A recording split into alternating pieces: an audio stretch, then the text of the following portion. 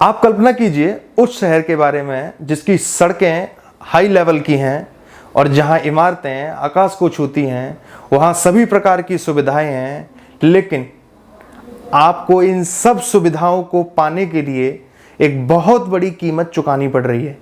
कीमत ऐसी जो आगे चलकर आपकी आने वाली पीढ़ियों को यह सोचने पे मजबूर करेंगी कि आखिर हमारे पुरखों ने क्या किया था। हाय, आई एम वैभव और आप देख रहे हैं अनकट स्टोरी। क्या आपको पता है हमारे देश में विकास के नाम पर कितने पेड़ काटे जा रहे हैं, कितनी हरियाली को नष्ट किया जा रहा है। आज 2 राज्यों का आंकड़ा लेकर मैं तुलनात्मक एक रिपोर्ट पेश करूंगा, जिससे आपको समझाने की कोशिश करूंगा कि कैसे विकास हमारे पेड़ों पर, हमारे पर्यावरण पर हावी होता जा रहा है।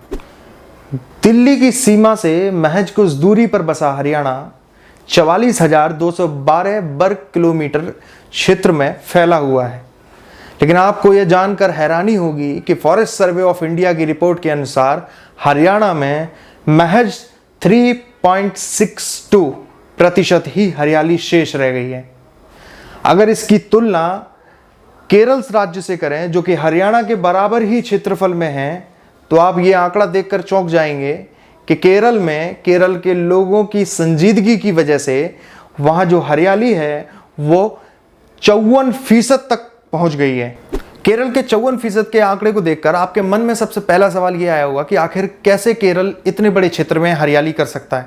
तो इसका कारण वहां के लोग हैं, वहां के पर्यावरणविद हैं, जिन्होंने अपने राज्य के लिए पर्यावरण को महत्वपूर्ण समझा और विकास से पहले पर्यावरण को रखा। केरल के लोगों ने 3 बड़ी बातों पर ध्यान दिया, जिसमें सबसे पहली बात थी कि उन्होंने ये जानने की कोशिश करी कि आखिर पर्यावरण उनके लिए क्यों जरूरी है। दूसरा बिंदु इसमें यह था कि उन्होंने अपने घर के आसपास प्लांटेशन लगाए, जिसको होम प्लांटेशन बोलते हैं। और तीसरी बड़ी और अहम बात, ऐसे पेड़ों को, ऐसे पौधों को उन्होंने रोपित किया जिनसे आगे जाके या तो फल मिले या जो वहां के क्लाइमेट के हिसाब से सुटेबल थे।